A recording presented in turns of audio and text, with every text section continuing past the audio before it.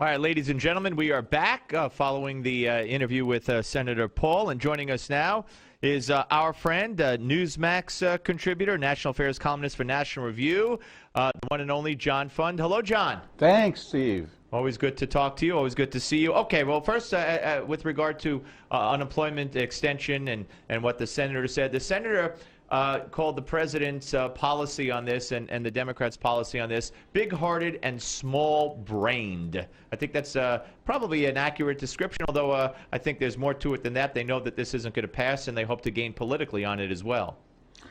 Well, everything is about politics in Washington now because we're only 10 months away from the November midterm elections, and the Senate is riding on almost every vote that is cast and whether or not it's going to be portrayed as negative or positive in public opinion.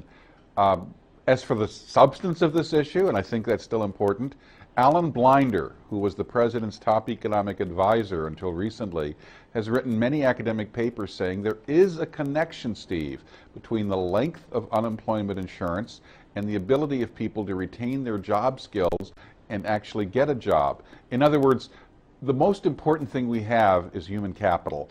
And part of that is making sure that we don't let our skills and our habits go to rust. So the longer you're unemployed and the longer you're not willing to take a job that perhaps is not exactly in your field or perhaps may not be the old income you used to have, the more that you're without any kind of a job, the harder it is for you to get any kind of a job in the future. So beyond a certain point, unemployment benefits actually retard the ability of many people to enter back into the workforce. Yeah, no, without a doubt. And we have other safety nets in this country. We have food stamps, which the president has been identified by some as the food stamp president. The roles have grown tremendously under him. We also have welfare. I mean, so it's not as if... And we have private charity. Yeah, so it's not as if once these benefits run out that there's absolutely nothing that can be done about it. And I'll say just one other thing, which the senator chose not to follow up on when I mentioned it. You know, the demagoguery is funny because when there were 6 million people losing their health insurance at the end of last year and the letters were pouring in and people were panicking, the administration constantly would say, oh, you know, it's 5%. You know, that, and that the president didn't really lie. He just didn't really think about the 5% who couldn't keep their insurance.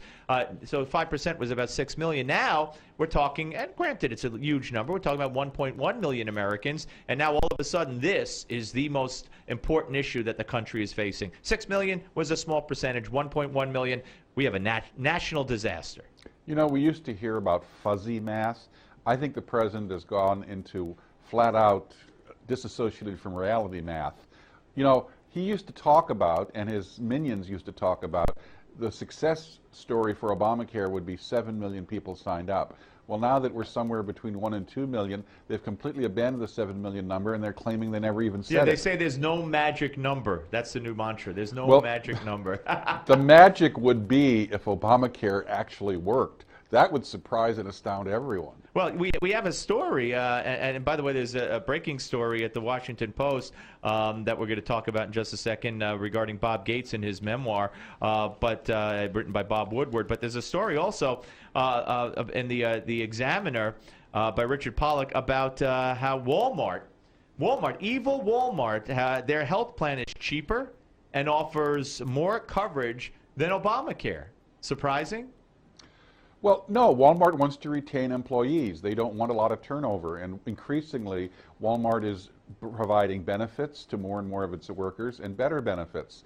Is it the standard that we all would want? No, but what this points out is Obamacare is a fraud because it's charging more money than used to be charged for an inferior product, and often giving you the doctors that you don't want and preventing you from seeing the doctors that you do want or used to see. Yeah, I mean, they offer a health savings account and a plan that includes a high deductible, but that's not available in Obamacare. For a monthly premium as low as $40, an individual who's a Walmart HRA plan enrollee can obtain full-service coverage through Blue Cross Blue Shield, preferred provider organization. A family could get coverage for about $160 a month. I'm telling you, the answer might be that maybe Walmart goes into the insurance offering business as well. Look, if we turned over the exchanges to them, they couldn't work any worse. That's absolutely true. All right, let's move on to the piece that just hit the Washington Post website by Bob Woodward. He has gotten his hands on former Defense Secretary Robert Gates' memoir, which is called Duty, Memoirs of a Secretary at War, where he rips, among others, Barack Obama, really rips Joe Biden, and tears apart the Afghanistan policy. It's an astonishing development. Bob Gates is sort of like the Washington old hand of all time. He has served every president from Richard Nixon to today, with the exception of Bill Clinton. He is trusted, he is considered reliable, and very discreet. For him to come out and say that the president didn't believe in his mission in Afghanistan, for him to come out and say, in the Obama administration, suspicion and distrust of senior military officers, including the president and vice president, became a big problem for me as I tried to manage the relationship. He talks about a president who is centralizing authority, not trusting his military commanders. All he wants to do is get out of Iraq and get out of Afghanistan, who admits in a conversation with Hillary Clinton that his opposition to the surge in Iraq that worked was purely political during the 2008 campaign. And Hillary admits to Barack, with Bob Gates sitting there, that her position on Iraq during the 2008 campaign was strictly political. That's going to be something to be dealt with by Hillary, of course, if she declares and runs for president. Now, also, and this is very, very frightening. What you just said is extremely troublesome. That they would play politics with the lives of American troops in any way, shape, or form, even as a senator, in voting one way or another, is deplorable. But here we have one of the more serious charges.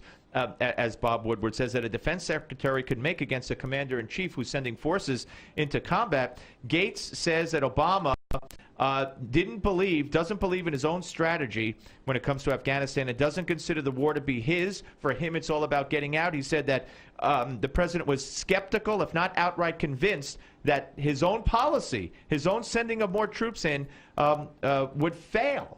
I mean, then why would he do it?